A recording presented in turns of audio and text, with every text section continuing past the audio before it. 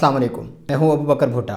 جب کسی انسان کو شوگر یا ڈائبٹیز کی بیماری ہوتی ہے تو صرف یہ شوگر کی بیماری تک محدود نہیں رہتی، یہ ہمارے سر سے لے کے ہمارے پیروں تک کو متاثر کرتی ہے۔ یہ میکروسکوپک سے لے کے مائکروسکوپی تک ہمارے تقریباً ہر میجر آرگن کو ہٹ کرتی ہے۔ 2022 میں ایک ریسرچ کی گئی جس کے مطابق 26% پاکستانیوں کو شوگر کی بیماری ہے، یعنی ہر 3 میں سے ایک شخص شوگر کی بیماری میں مبتلا ہے۔ 2023 میں ایک اور ریسرچ کی گئی جس میں پاکستانیوں نے پوری دنیا کو پیچھے چھوڑ دیا اور پاکستانی پہلے نمبر پر آئے۔ یہ کسی اچھی چیز میں پہلے نمبر پہ آئے، یہ شوگر میں پہلے نمبر پر آئے۔ 30% پاکستانیوں کو شوگر کی بیماری تشخیص ہوئی۔ شوگر بہت سے لوگ اس کا علاج کرتے ہیں اور بہت سے لوگ اس کو اگنور کر دیتے ہیں، یعنی ان کے لیے 250 شوگر کا آ جانا، 300 شوگر کا آ جانا، 200 شوگر کا آ جانا یہ بالکل نارمل چیز ہے۔ میں ہوں ڈاکٹر ابو بکر بھٹا، میں MBBS ڈاکٹر ہوں اور میں اسپیشلائزیشن کر رہا ہوں سرجری کے اندر۔ آج اس ویڈیو میں بہت سمپل سے طریقے سے شوگر کو سمجھانے کی کوشش کروں گا۔ جو اس کے ٹیسٹوں کی رینج ہوتی ہے وہ سادہ سا ایک 50 سے 100 روپے والا ٹیسٹ ہوتا ہے، لیکن اس کے بعد HbA1c، گردوں کے ٹیسٹ، آنکھوں کے ٹیسٹ، اور بہت سے مریض اس کو افورڈ نہیں کر پاتے یا وہ جان بوجھ کے اس کو کروانا ہی نہیں چاہتے، کیونکہ صحت ہمارے نمبروں پہ آخری نمبر پہ ہے۔ ہم نے ساری چیزوں کو پہلے نمبر پہ رکھا ہوتا ہے لیکن صحت کو ہم نے آخری نمبر پہ رکھا ہوتا ہے، تو بہت سے لوگ اس کو چیک ہی نہیں کرواتے، ڈرتے ہیں کہ کہیں ڈاکٹر اس کا علاج نہ شروع کر دیں اور ہم ٹھیک نہ ہو جائیں۔ تو آج ہم نے ایسی چند ابتدا والی علامتیں دیکھنی ہیں جو کہ شوگر والے مریضوں میں آ سکتی ہیں۔ اگر آپ کے اندر بھی وہ علامتیں ہیں تو آپ کے کان کھڑے ہو جانے چاہیے اور آپ کو اس کے علاج کی طرف توجہ دینی چاہیے۔ شوگر کی بیماری کو سمجھنے کے لیے میں ایک مثال لوں گا کہ جیسے لائن کے اندر گھر ہوتے ہیں اور ان کے سامنے سے سڑک گزر رہی ہوتی ہے۔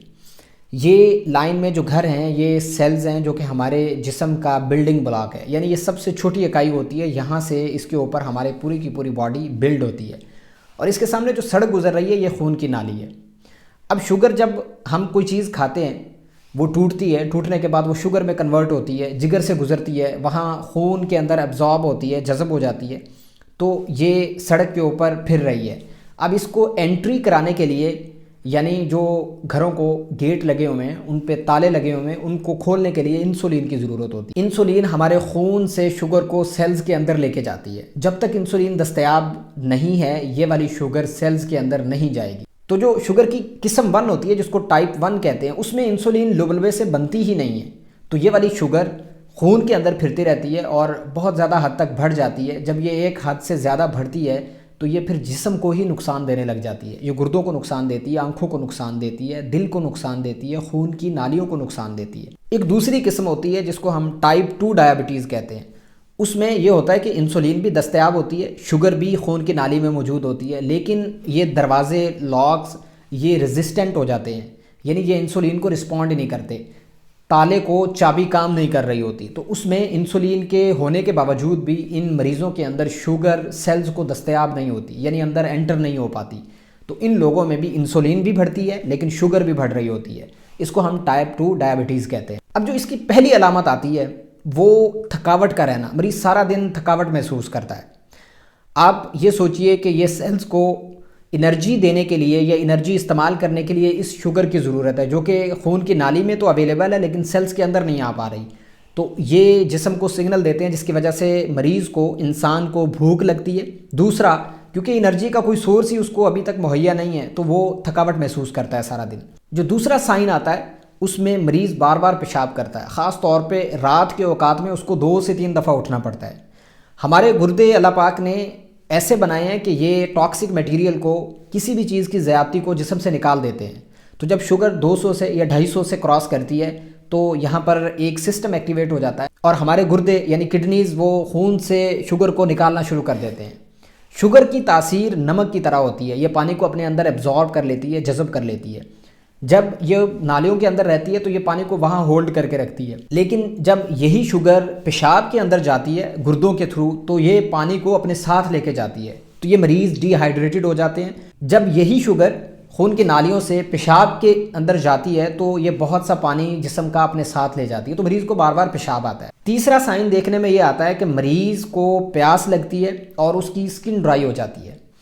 اب دیکھیے کہ ہمارے جسم کا تقریباً بہت سا حصہ پانی سے بنا ہوتا ہے، ہماری خون کی نالیوں کے اندر، خون کی نالیوں سے باہر، سیلز کے اندر، ہر جگہ پہ پانی ہوتا ہے۔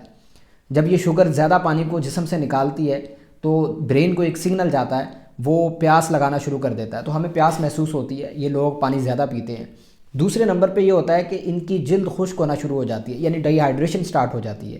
جب ڈی ہائیڈریشن ایک حد سے بڑھتی ہے تو پھر جلد کے مسائل آنا شروع ہو جاتے ہیں، اس میں سر فہرست پہلے نمبر پہ ایچنگ سٹارٹ ہو جاتی ہے۔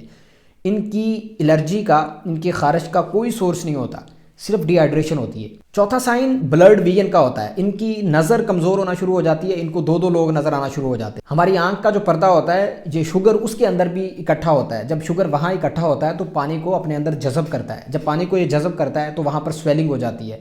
تو جو ہمارا ریٹینا ہوتا ہے، جس کو پردہ کہا جاتا ہے، اور لینز ہوتا ہے، وہاں پر سویلنگ سٹارٹ ہو جاتی ہے، تو مریض کو شروع میں بلرڈ ویژن ہوتی ہے، اس کو نظر آنا کم ہو جاتا ہے۔ یہ بھی ایک ارلی سائن ہے کہ شوگر ہو چکی ہے اور وہ اپنا نقصان کر رہی ہے، پیشنٹ ہو جاتے ہیں اور وہ وہاں پر رہتے ہیں۔ دوسری وجہ یہ ہوتی ہے کہ جو زخم کو بھرنے کے لیے کنیکٹیو ٹیشو چاہیے ہوتی ہیں، یعنی جو بلڈنگ بلاکس چاہیے ہوتے ہیں، وہ اویلیبل نہیں ہوتے۔ شوگر والے مریضوں کی ان سیلز کی موبلٹی کم ہو جاتی ہے۔ یہ دو وجوہات ہوتی ہیں جن کی وجہ سے شوگر والے مریضوں کے زخم نہیں بھر رہے ہوتے۔ دوسرا سائن نمنس، یعنی ان کو محسوس کرنے کی حس ختم ہو جاتی ہے۔ ہمارے پورے جسم کے اندر نسیں یعنی نروز ہوتی ہیں جو دماغ سے آ رہی ہوتی ہیں۔ شوگر سب سے زیادہ ان نسوں کو متاثر کرتی ہے جو لینتھ میں لمبی ہوتی ہیں، وہ ہمارے ٹانگوں کی، پاؤں کی ہوتی ہیں۔ شوگر یہاں پر جمع ہوتا ہے، یہ اپنے اندر پانی کو جذب کرتا ہے، ان نروز کا ایڈیما ہوتا ہے اور وہاں پر یہ نروز ویک ہونا شروع ہو جاتی ہیں، اور وقت کے ساتھ ساتھ ان لوگوں کی محسوس کرنے کی حس ختم ہو جاتی ہے۔ دوسری وجہ یہ ہوتی ہے کہ ان کو باریک خون کی نالیاں نیوٹریشن پرووائڈ کر رہی ہوتی ہیں، جن کو ہم وازا نروزم کہتے ہیں۔ شوگر ان باریک نالیوں کو سب سے پہلے متاثر کرتی ہے، یہ نالیاں ختم ہوتی ہیں، ان کی نیوٹریشن کمپرومائزڈ ہوتی ہے اور نروز مرنا شروع کر دیتی ہیں۔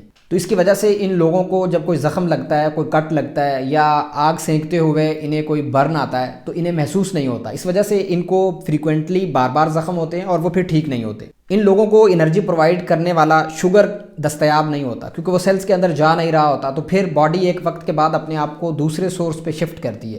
ہمارا انرجی دینے والا دوسرا سورس فیٹس ہوتے ہیں، یہ ہمارے پیٹ کے اندر ہو سکتے ہیں اور جگر کے اندر ہوتے ہیں۔ سب سے پہلے جگر والے حرکت میں آتے ہیں، ان کو یوٹیلائز کیا جاتا ہے، اس کے نتیجے میں کیٹونز بنتے ہیں۔ کیٹونز انرجی تو پرووائڈ کرتے ہیں، لیکن جو اس کے سائیڈ ایفیکٹس آتے ہیں اس میں مریضوں کو متلی آتی ہے، کیے آتی ہے، اور اس کی ایک فروٹی سمیلز ہوتی ہے۔ لیکن جب یہ حد سے بہت زیادہ بڑھ جاتے ہیں اور مریض کو بہت زیادہ ڈی ہائیڈریشن ہوتی ہے، یعنی وہ نچڑ چکا ہوتا ہے، تب یہ ایک لائف تھریٹننگ ایمرجنسی میں بھی کنورٹ ہو جاتا ہے، جس کو ہم DKA کہتے ہیں۔ اگلا سائن جو ان مریضوں میں دیکھنے میں آتا ہے وہ فنگل انفیکشنز ہیں۔ مدافعتی نظام ان کا بہت کمزور ہوتا ہے، کیونکہ ہمیں جب بھی کوئی انفیکشن ہوتی ہے، ہمارا ڈیفنس سسٹم، جس کو ہم امیون سسٹم کہتے ہیں، وہ حرکت میں آتا ہے اور وہ اس انفیکشن کے اگینسٹ لڑنے کی کوشش کرتا ہے۔ شوگر والے مریضوں کا یہ نظام بیٹھ چکا ہوتا ہے، یہ بہت کمزور ہوتا ہے، تو ان کو سب سے زیادہ جو چانس ہوتا ہے فنگل انفیکشن کا ہوتا ہے، کیونکہ یہ اپورچونسٹک ہے، ان کو جہاں موقع ملتا ہے وہاں فنگس اپنے آپ کو سیٹل کر لیتی ہے۔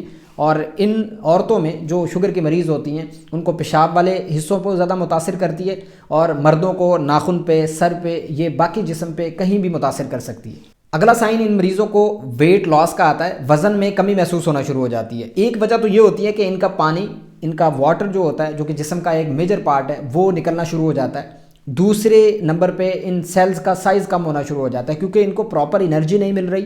تیسرے نمبر پہ جو فیٹ ہوتے ہیں وہ بھی یوٹیلائز ہو رہے ہوتے ہیں، تو ان کا بھی سائز کم ہو رہا ہوتا ہے۔ یہ تینوں چیزیں مل کے وزن میں کمی کا باعث بنتی ہیں۔ جو اگلا سائن آتا ہے وہ نظر میں کمی کا ہوتا ہے۔ ان لوگوں کی نظر بلرڈ ہو جاتی ہے، کم ہو جاتی ہے، اور ان میں بعض اوقات کالے دھبے، کالے سائے آنا شروع ہو جاتے ہیں۔ اس کو ہم ڈائبیٹک ریٹینوپیتھی کہتے ہیں۔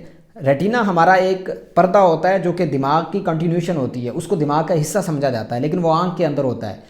اس پہ جب شوگر بہت زیادہ تیز رہتی ہے تو وہاں پر وہ ایڈیما کرتی ہے۔ جب ایڈیما کرتی ہے تو جو باریک نالیاں ہوتی ہیں وہ متاثر ہونا شروع ہو جاتی ہیں، تو پردہ آہستہ آہستہ متاثر ہوتا رہتا ہے۔ اس کی سٹیجز ہوتی ہیں، ارلی سٹیجز کے اندر یہ ریورسیبل ہوتا ہے، لیکن جیسے ہی ایڈوانس ہوتا ہے اگلی سٹیجز کے اندر یہ وہاں پر پھر ریورسیبل ہو جاتا ہے۔ خاص طور پہ ٹائپ 2 ڈائبٹیز کے اندر بہت سے لوگوں کی گردن کے اوپر، بغلوں کے اوپر، یعنی آرم پٹس کے اندر بلیکننگ ہو جاتی ہے، ان کی جلد وہاں سے کالی ہونا شروع ہو جاتی ہے۔ یہ انسولین ریزسٹنس کی علامت ہے کہ انسولین پراپر کام نہیں کر رہی۔ شوگر بہت زیادہ لمبی ہو، 3-4 سال کی ہو، تو یہ والا مسئلہ آنا شروع ہو جاتا ہے۔ ان کو ایکنتھوسس نیگریکینس کہتے ہیں۔ یہ بھی شوگر ہونے کی ایک علامت ہے، اور سب سے زیادہ اس میں انسولین کی ریزسٹنٹ، یعنی انسولین کام نہیں کر رہی، جسم کی جو حساسیت ہے انسولین کے لیے ختم ہو گئی ہے، کم ہو گئی ہے، یہ اس چیز کو شو کرتی ہے۔ اور سب سے آخر پہ جو مسئلہ ہوتا ہے، ان مریضوں کو امپوٹنس کا مسئلہ ہوتا ہے، ان میں یا تو جنسی خواہش ختم ہو جاتی ہے یا ساتھ جنسی صلاحیت بھی ختم ہو جاتی ہے۔ تو شوگر ہمارے ہر سسٹم کو، ہر آرگن کو، چھوٹے سے چھوٹے لے کے بڑے سے بڑے حصے کو متاثر کرتی ہے۔ یہ میکروسکوپک لیول پہ بھی متاثر کرتی ہے اور یہ مائکروسکوپک لیول پہ بھی متاثر کرتی ہے۔ اس وجہ سے ان علامتوں کو نظر میں رکھ کے آپ کو اس وقت اپنے ڈاکٹر کو ضرور دکھانا ہے جب آپ کے وزن میں کمی ہونا شروع ہو جائے، جب پیاس بہت زیادہ لگ رہی ہو، جب پیشاب بار بار آ رہا ہو، مریض آپ کا کومے کی طرف جانا شروع ہو جائے اور مریض تھکاوٹ سارا دن محسوس کرے، تب آپ کو اپنے فزیشین کو ضرور دکھانا ہے۔ لیکن اگر یہی علامتیں بڑھ جائیں جس میں مریض الٹی کر رہا ہے، مریض کا پانی جسم سے زیادہ تر نکل چکا ہے، مریض کے پیٹ میں درد ہو رہی ہے، ساتھ تیز تیز سانسیں چل رہی ہیں، شوگر 500-600 سے کراس کر گئی ہے، تب یہ ایک ایمرجنسی ہے، لائف تھریٹننگ ایمرجنسی ہے، جس کو ہم ڈائبیٹک کیٹو ایسیڈوسس کہتے ہیں۔ اس میں اپنے مریض کو ٹرشری کیئر ہاسپٹل میں ایسی ایمرجنسی میں لے کے جانا ہے جس میں مریض کا علاج کیا جا سکے اور اس کو داخل کر کے اس کو مینج کیا جا سکے۔ تو یہ ایک موٹا سا ریویو تھا جو کہ سمپل طریقے سے سمجھانے کی کوشش کی گئی ہے۔ اگر آپ نے ویڈیو یہاں تک دیکھ لی ہے تو آپ کا بہت شکریہ۔ آپ چینل پہ نئے ہیں اور آپ نے ابھی اس چینل کو سبسکرائب نہیں کیا تو آپ اس کو سبسکرائب کر لیجئے۔ اگر یہ ویڈیو آپ کو فیورٹ لگ رہی ہے، آپ کی زندگی میں کوئی ویلیو ایڈ کر رہی ہے تو اس کو لائک کر دیجئے، اس کو اپنے دوستوں سے، اپنے رشتہ داروں سے ضرور شیئر کر لیجئے۔ اس ویڈیو میں اتنا ہی، یہ تقریباً ایک اوور ویو تھا شوگر کا کہ شوگر ہوتی کیا ہے اور یہ جسم کے کس طرح نظام کو متاثر کرتی ہے۔ امید ہے انشاءاللہ یہ ویڈیو آپ کو پسند آئی ہوگی۔ اپنوں کا، اپنی صحت کا بہت سا خیال رکھیں، مجھے دعاؤں میں یاد رکھیں۔ اللہ حافظ۔